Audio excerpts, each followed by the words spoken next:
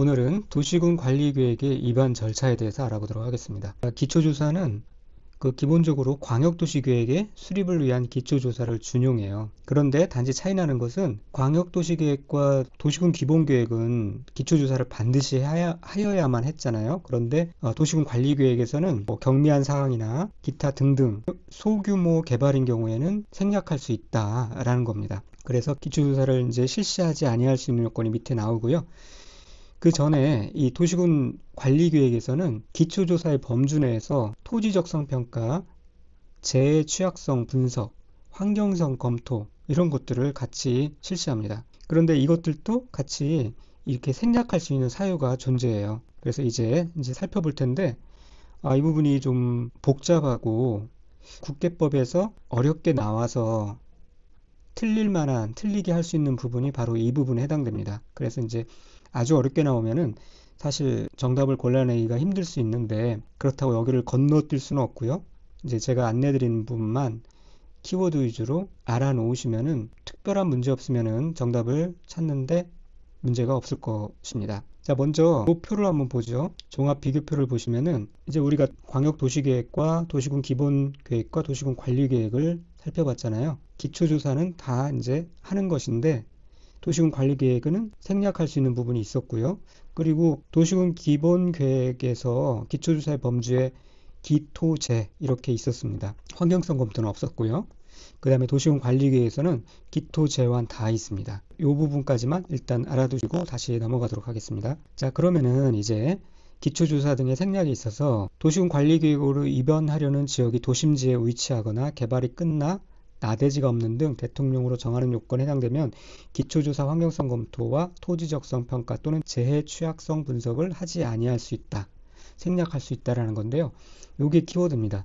도심지에 위치하거나 개발이 이미 끝나서 굳이 이미 개발이 시작될 때 기초조사 등이 진행되었을 수 있으므로 다시 또 기초조사 등을 할 필요가 없다는 거죠. 그래서 생략할 수 있다라는 거예요. 그래서 먼저 기초조사를 실시하지 아니할 수 있는 요건을 보면은 이거는 나머지 토지적성 평가, 재해 취약성 분석, 환경성 검토의 가장 기초가 되는 바탕이 되는 것입니다. 그래서 기초조사라고 하는데 이것을 실시하지 않는다는 얘기는 바로 환경성 검토, 토지적성 평가, 재해 취약성 분석도 하지 않을 수 있다라는 거예요. 그러니까 기초조사를 실시하지 아니할 수 있는 요건이 여기서 이제 이어지는 환경성 검토를 실시하지 아니할 수 있는 요건, 토지적성 평가를 재해 취약성 분석을 실시하지 않을 수 있는 요건의 바탕이 된다.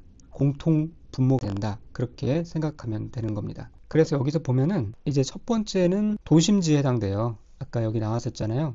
도심지에 위치하는 거. 두 번째, 세 번째, 네 번째는 개발이 완료된 그런 성격의 지역입니다. 그리고 5, 6, 7은 경미한 것에 해당되는 그런 성격입니다. 그렇죠? 이런 지역에 기초조사를 실시할지 아니할 수 있는 요건이 된다는 거예요. 그리고 공통적으로 보면은 이 지구단위 계획이라는 지구단위 계획 이런 것들이 나와요.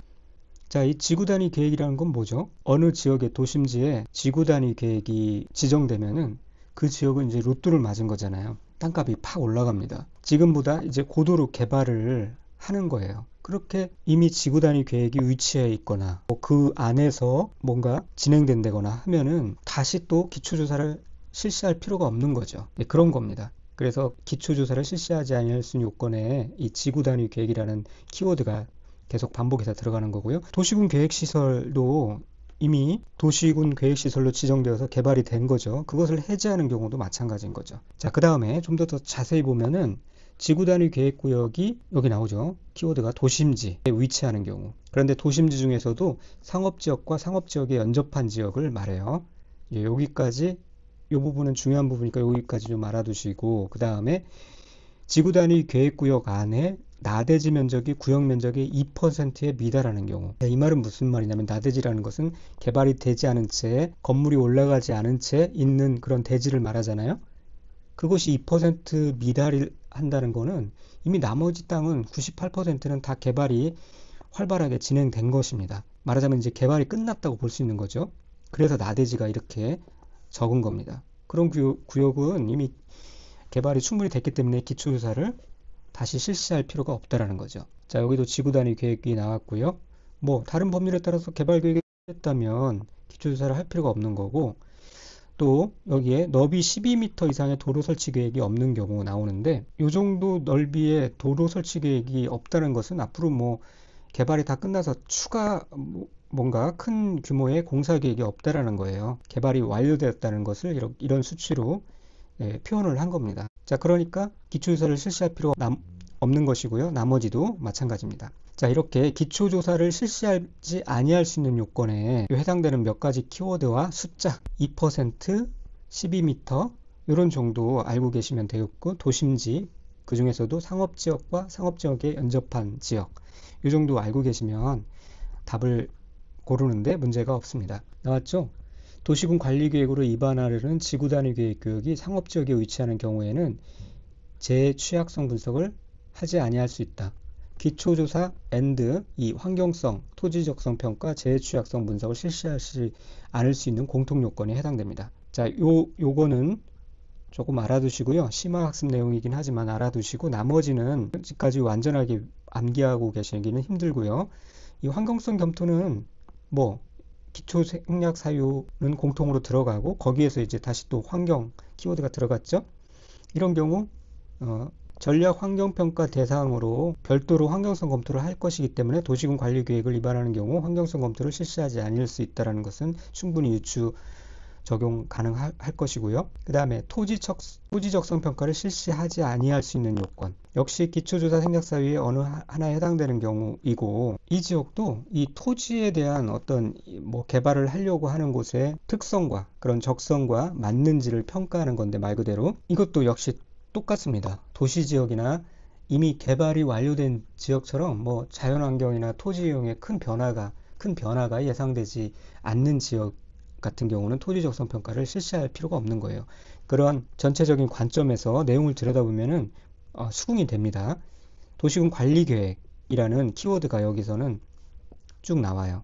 도시군 관리계획, 도시개발법, 여기서 지구단위 계획, 도시군 계획 시설 부지에서 도시군 관리계획, 개발 제한구역에서 기반시설 설치하는 경우, 이런 것들이 이제 토지적성 평가를 실시하지 아니할 수 있는 요건이고요. 특별히 좀 더 추가해서 도시군 관리계획 입안일부터 5년 이내에 토지 적성 평가를 실시한 경우 다시 또 할 필요가 없다는 얘기고, 여기서 이제 주거, 상업, 공업, 주상공 지역에서 도시군 관리계획을 위반하는 경우 할 필요가 없고요. 이런 거는 도시개발법에 따라 도시개발 사업을 하는 경우는 그 법에 따라서 이제 진행하면 되니까요. 그 다음에 이미 이렇게 지구단위 계획이나 도시군 계획 시설 부지 같은 경우 개발이 활발하게 진행된 경우, 도시군 관리계획을 그 지역에서 도시군 관리계획을 위반한 경우 굳이 토지적성 평가를 실시할 필요가 없다, 그런 거죠. 자, 이 정도까지를 대략 이해해 주시면 되고요. 철저하게 암기할 사항은 아닙니다. 그렇게 하기도 힘들고요. 재취약성 분석은 이렇게 한번 읽어보시고, 이것도 5년 이내에 했으면 다시 할 필요 없죠. 그런 정도 들여다보시면 되겠고요. 한 3, 4년에 한번 나오는데, 나올 때 쉽게 나오면 맞추지만 어렵게 나오면 어차피 맞추기 힘든 부분이기도 하니까 이 정도만 알아두시면 되겠습니다. 자, 그 다음에 주민 및 지방의회의 의견 청취 과정을 이제 진행을 하는데요.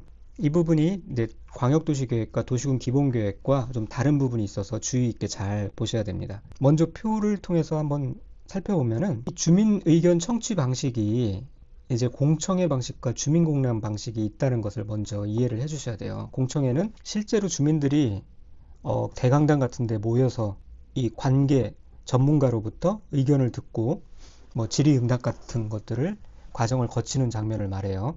그래서 이 공청회 방식의 주민 의견 청취는 광역도시계획과 도시군 기본계획에서 진행하는 방식이고요. 주민공람이라는 것은 이 문건을 만들어서 말 그대로 이렇게 공람을 시키는 거죠. 특별히 주민들이 어느 한 장소에 모여서 그렇게 주민 의견을 청취하는 방식이 아닌 겁니다. 그래서 도시군 관리계획에서는 이런 주민공람 방식을 취한다. 주민공람 형식을 통해서 주민 의견을 청취한다.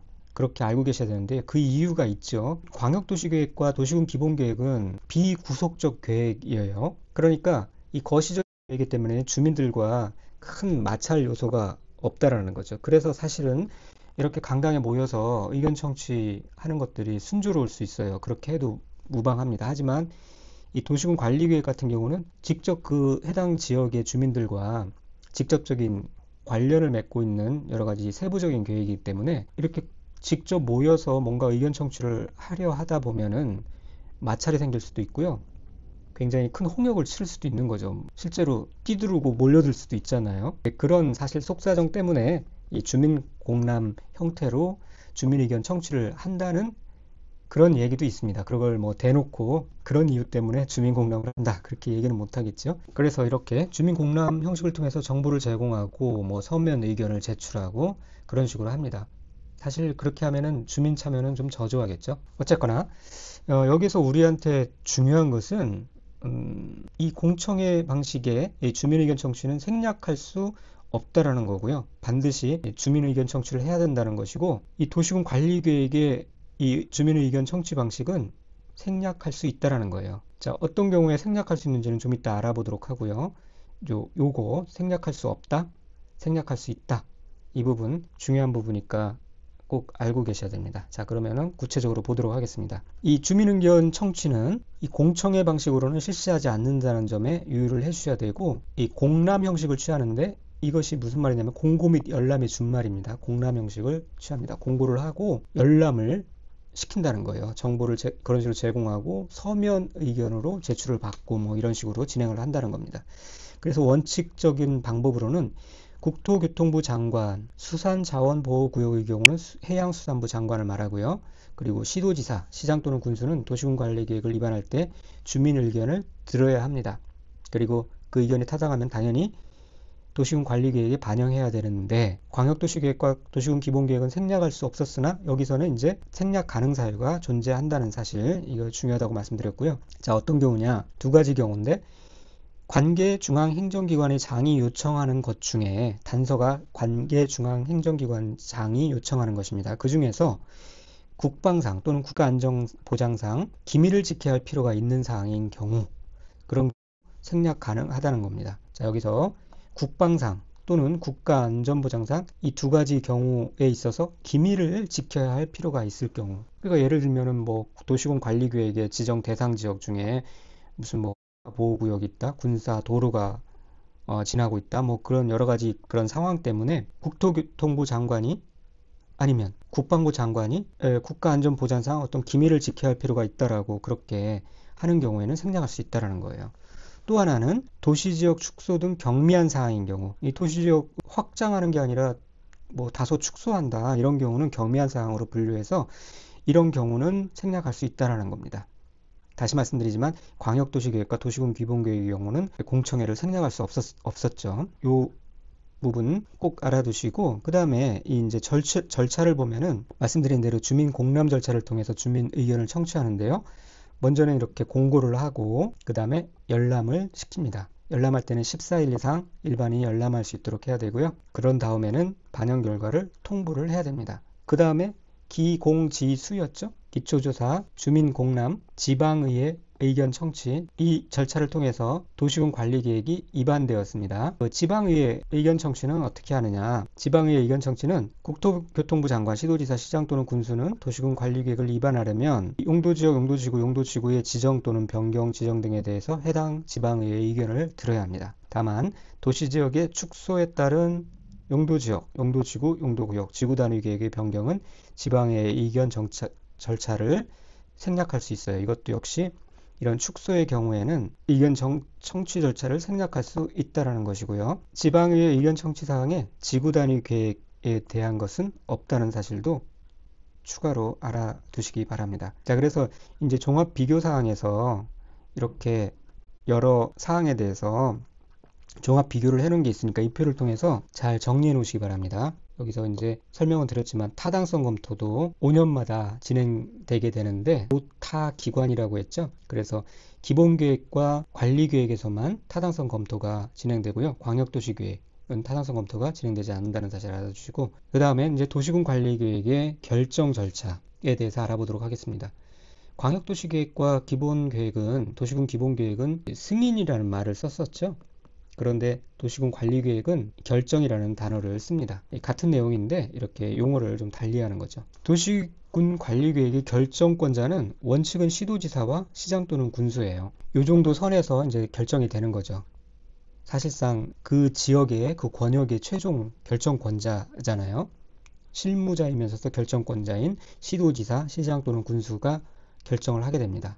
그런데 예외적인 결정권자가 국토교통부 장관, 해양수산부 장관이고, 이제 국토교통부 장관과 해양수산부 장관은 또 그들이 결정해야 될 만한 이유가 있기 때문에 그렇습니다. 좀 이따 알아보도록 하고요. 자, 시도지사와 시장 또는 군수, 원칙적인 결정권자인데 문장으로 읽어보면은 도시군 관리계획은 시도지사가 직접 결정하거나 시장 군수의 신청에 따라서 도지사가 결정합니다. 여기서 뭐 시도지사, 도지사 이것도 헷갈릴 수 있는데요. 그래서 이제 처음에 설명드린 도표를 계속 참조하면서 이해를 좀 하실 필요가 있다라는 거예요. 다시 돌아가서 보면은 이 내용이었죠. 시도지사라는 거는 이 전체에 이 특광, 특시, 특도, 도지사를 일컬어서 시도지사라고 얘기를 하는 거예요. 그러니까 이 시도지사가 직접 결정을 하거나 혹은 시장 군수의 요청에 의해서 이 시장 군수의 상급자는 도지사잖아요. 이 도지사가 결정을 한다는 겁니다. 그런 뜻이니까 이 표를 보면서 재차 이해를 해주시면 되겠습니다. 다만 지방자치법에 따른 서울특별시와 광역시 및 특별자치시를 제외한 인구 50만 이상의 대도시의 경우에는 대도시 시장이 직접 결정하고 다음에 도시군 관리계획은 시장 또는 군수가 직접 결정합니다. 자, 서울특별시, 광역시, 특별자치시를 제외한 이런 대도시는 어디가 있냐면 여러분 잘 아시다시피 뭐 경기도 같은 경우는 수원, 고양, 용인, 성남 이런 데가 해당될 겁니다. 그 다음에 충청북도에는 청주, 뭐 남도에는 천안, 전북, 전주 이런 데가 이제 해당됩니다. 이런 대도시의 경우에는 대도시 시장이 직접 결정을 하고요. 다음에 이런 상황에서는 이제 시장 또는 군수가 직접 결정을 합니다. 그래서 시장 또는 군수가 직접 도시군 관리계획을 결정하는 경우를 보면은 시장 또는 군수가 입안한 지구단위 계획구역의 지정 변경과 지구단위 계획구역의 수립 변경에 관한 도시군 관리계획, 시장 또는 군수가 그들이 입안한 지구단위 계획인 경우에는 시장 또는 군수가 제일 잘 알 것이기 때문에 직접 한다는 그런 취지이고요. 두 번째로는 지구단위 계획으로 대체하는 용도지구 폐지에 관한 도시군 관리계획. 자, 이런 경우 시장 또는 군수가 직접 결정을 합니다. 자, 이렇게 원칙적인 도시군 관리계획의 결정권자가 있고요. 자, 예외적으로 국토교통부 장관과 해양수산부 장관이 있다고 그랬는데 이 경우 어떤 것인지 살펴보면은 국토교통부 장관이 입안한 도시군 관리계획인 경우 국토교통부 장관이 결정을 하고요. 개발 제한 구역의 지정에 관한 도시군 관리계획, 국가 계획과 관련된 시가와 조정구역의 지정 및 변경에 관한 도시군 관리계획의 경우 국토교통부 장관이 결정을 합니다. 자, 이렇게 세 가지가 나왔죠. 국토교통부 장관이 입안한 거, 개발 제한 구역, 그 다음에 시가와 조정구역, 국가 계획과 관련된 시가와 조정구역. 자, 요거는 암기를 해놓고 계셔야 되고요. 이 시가와 조정구역 대신에 뭐 도시자연고용구역 이런 거 나오면은 틀린 겁니다. 해양수산부 장관은 당연히 이제 수산자원보호구역의 지정 및 변경에 관한 경우는 그 전문가인 해양수산부 장관이 결정을 하고요. 그러니까 도시군 관리계획의 이제 결정 절차를 보면은 결정되기 전에 협의와 심의를 거쳐서 결정을 해야 됩니다. 그래서 협의 절차 한번 쭉 읽어보시면 되고요. 당연히 뭐 이렇게 미리 관계 행정기관이 장과 협의해야 되고 국토교통부 장관과 협의를 해야 되겠죠. 그래서 특별한 논점은 없고요.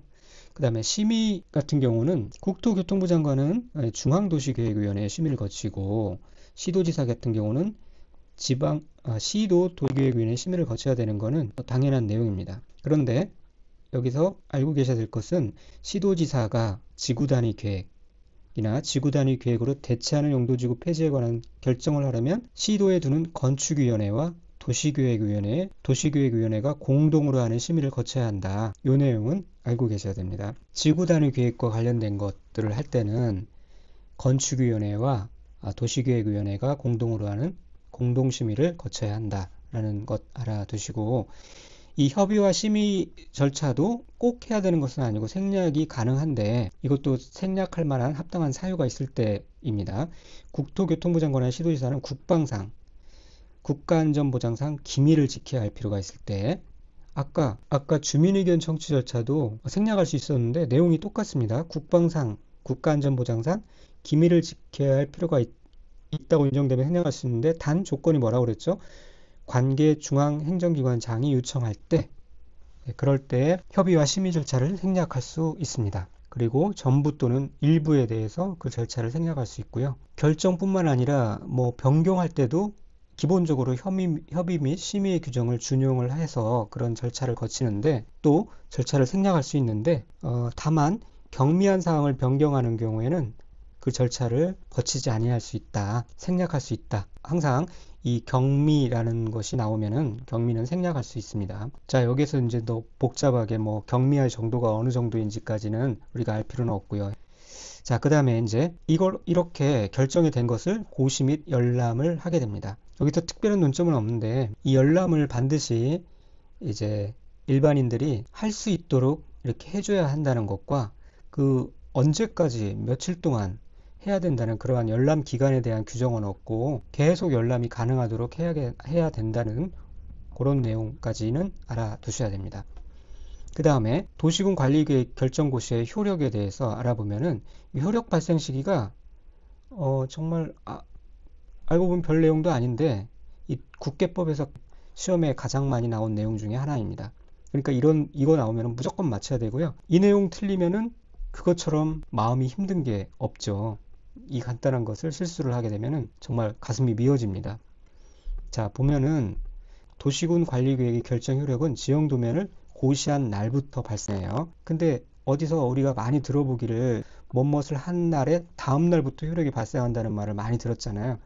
이제 그렇게 헷갈리도록 한다는 거예요. 결정의 고실로부터, 이런 식으로 지형도면을 작성한 날로부터, 지형도면을 고시한 다음 날부터, 이런 식으로 자꾸 틀린 문장을 집어넣어서 OX를 유도를 하는데, 이것을 확실하게 흔들리지 않고 나오면 맞출 수 있도록 하려면은 이렇게 키워드를 확실하게 암기하고 계시면 됩니다. 도고날, 도루고 면도날, 도고날, 지형도면을 고시한 날부터. 이 도고날이 아닌 것은 다 틀린 겁니다. 도고날 이런 거 없죠? 그다음에 고 없죠? 도고 날이 바로 나와야 되지, 이 다자가 나오면 안 되는 겁니다. 도고 날이에요. 그냥. 그러니까 이렇게 확실히 암기해 두시고요. 이거는 이렇게 이제 충분히 많이 나왔기 때문에 이제 앞으로 안 나올 것이다가 아니라 또 나옵니다. 계속 나오는 거니까 확실하게 알고 계시고, 자, 기독권 보호에 관한 내용도 단골로 출제되는 부분이기 때문에 이 부분도 확실하게 알고 계셔야 되는데, 뭐냐면은 이 도시군 관리계획이 결정 당시에 이미 사업 공사에 착수할 수 있잖아요. 착수한 자가 있을 수 있잖아요. 이미 공사를 시작했어요. 그런데 도시군 관리계획이 결정되었다고 해서 뭔가 다시 초기화된다거나 그러면은 공사 착수한 사람들이 큰 손해를 입게 되니, 그런 사람들을 기득권을 가진 자라고 얘기하고 그 사람들을 보호해 주자는 게 이 특례조항의 기본 내용입니다. 그래서 이 도시군 관리계획의 결정과 관계없이 그 사업이나 공사를 계속 할 수 있도록 그렇게 기득권을 보호해 준다는 취지입니다. 계속 할 수 있어요. 그 착수한 자는. 그런데 허가받은 자, 이거는 아직 공사를 착수하지 않았기 때문에, 물론 허가 절차에 있어서 뭔가 비용이 들어갔긴 했겠지만 그래도 시작은 안 한 거기 때문에 해당되지 않고요. 착수한 자에 있어서 공사를 계속할 수 있도록 해준다는 얘기입니다. 그리고 이 기득권 보호에도 예외사항이 있는데, 예외사항이 훨씬 더 중요합니다. 수산자원보호구역 또는 시가와 조정구역의 지정에 관한 도시군 관리계획의 결정 당시에, 이 두 가지 구역에 대한 도시군 관리계획의 결정 당시에 이미 사업 또는 공사에 착수한 자는 공사를 계속할 수 있어요. 여기까지는 위에 있는 원칙과 똑같습니다. 그런데 다른 부분은 3개월 이내에 신고를 해야 합니다. 위에는 착수한 자가 계속 그냥 공사를 하면 됐죠. 그런데 이 두 가지 지역은, 수, 시, 이 두 가지 지역은 공사를 계속 하되 3개월 이내에 신고를 해야 한다라는 것 꼭 알아두셔야 되는데, 이런 식으로 허가를 해야 된다. 수산자원보호구역이나 시가조정구역이 아니라 도시자연공원구역이다. 이런 식으로 이제 또 헷갈리게 하는 겁니다. 그래서 이 암급표들을 이렇게 정리해 봤습니다. 후에 이제 개발정비법에서도 착수한 자에 대한 기득권 보호 내용이 나오는데, 그때는 30일이에요. 그래서 이것과 같이 묶어서 암기를 해 두시면 좋습니다. 수시 3개월 이내 신고, 개발정비 개정 30일 내에 신고, 수시 착수 3개월 내에 신고, 이것이 개정돼서 30일 내에 신고해야 된다. 뭐 이런 식으로 같이 묶어서 암기해 두시면 될 것 같습니다. 자, 이 내용까지 중요한 내용이니까 꼭 알고 계셔야 되고, 그 다음에 지형도면의 작성 및 고시 내용에 대해서 알아보면, 이렇게 이제 6위는 도시군 관리계획이 결정 고시되면은 그 다음에 지적이 표시된 지형도에 도시군 관리 계획에 관한 사항을 자세히 밝힌 도면, 즉 지형도면을 작성하여야 해요. 그런데 이것도 예외적으로 국토교통장관이나 도지사 같은 경우는 그들이 직접 입안한 경우에는 이 6인의 의견을 들어서 직접 지형도면을 작성할 수 있습니다. 국토교통부 장관이나 도지사가 뭔가 직접 해야 된다는 거, 직접 액션을 취해야 된다는 것은 약간 좀 익숙치 않은 내용이죠. 그렇기 때문에 헷갈릴 수 있어요. 직접 지형도면을 작성할 수 없다라고 하면은 마치 그럴 것 같은데 직접 지형도면을 작성할 수 있다는 것까지 알아두셔야 됩니다. 그리고 이렇게 작성된 지형도면에 대해서 이제 승인을 해야 되는데 시장이나 군수는 이렇게 지형도면을 작성하면은 그 상급자인 도지사의 승인을 받아야 합니다. 그리고 이 도지사는 특별한 문제가 착오가 없다고 인정되면 30일 이내에 그 지형도면을 승인해야 되고요. 또 이렇게 이제 도시군 관리 계획이 최종적으로 결정이 되고 뭐 지형도면 승인까지 다 마쳤다 할지라도 5년마다 이 6위는 이 도시군 관리 계획에 대해서 그 타당성을 전반적으로 다시 한번 검토를 해야 됩니다. 뭐 여러 가지 체크 사항들이 있겠죠. 그것들을 전반적으로 이제 검토를 해야 된다는 것이고요. 또 하나 추가로 알아야 될 것이 이 도시군 관리 계획을 입안할 때 시간이 없어요. 빨리 진행시켜야 될 그런 상황이 있으면은 이렇게 조속하게 입안해야 할 필요가 있다고 인정되면은 아예 광역도시계획이나 그 상위 계획인 도시군 기본계획을 수립할 때 이 도시군 관리 계획을 함께 동시에 입안할 수가 있다라는 거예요. 그렇게 꼭 해야 하는 건 아니고요. 조속히 입안해야 할 필요가 있을 때 그렇게 할 수 있다. 이것까지 알아두시면 되겠습니다. 이렇게 도시군 관리 계획에 대해서 전반적으로 알아봤고요. 다음 시간에는 기출 문제에 대해서 살펴본 후에 공간 재구조화 계획, 새로 추가된 공간 재구조화 계획에 대해서 알아보도록 하겠습니다. 감사합니다.